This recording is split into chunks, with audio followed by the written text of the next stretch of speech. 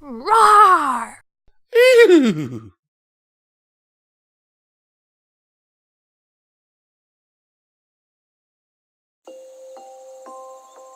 G is for grandmother. You have to, his mother said. Zack didn't want to. His grandmother looked so helpless there, atop the mangled debris of the forest floor.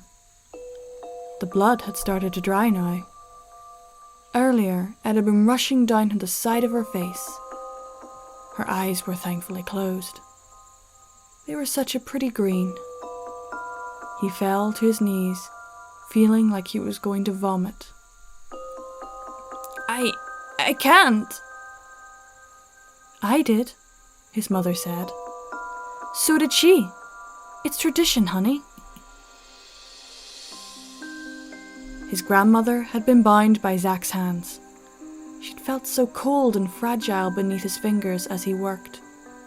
He'd been the one who brought her down too. He'd hunted her all through the thick pine forest behind her house.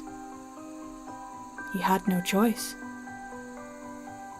Next to her, bleeding vintage, was a knife. It was the same ceremonial knife she'd almost driven through his heart not minutes ago. She'd cornered him, and had she not slipped on the leaf litter below, he would probably be dead. In his hand, clenched tightly still, was the rock he'd used to take her down. He had taken advantage of his good fortune to bring the rock down upon her brittle skull. He had won. Now the spoils were his. The honor was his. How? Zack asked. It isn't as nearly as hard as it seems, she said compassionately. Especially if you could know how proud she is right now. She looks so... Zack started. Yes. His mother knelt beside him. Her smile was sincere. But you've proven yourself worthy to be called her blood today. Just as one day one of your children will prove it to me, and your grandchild will prove it to you. His mother stood back up. She watched him, as she had watched him throughout it all. Besides, she said, she thought this would never happen. All three of your siblings before failed. So enjoy it, Zack.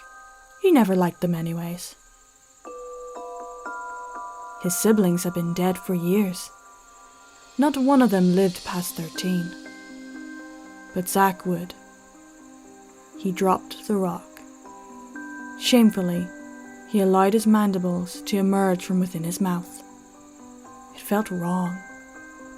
It was as if he'd suddenly become naked in front of his mother. He turned from her, but she placed a hand on his neck.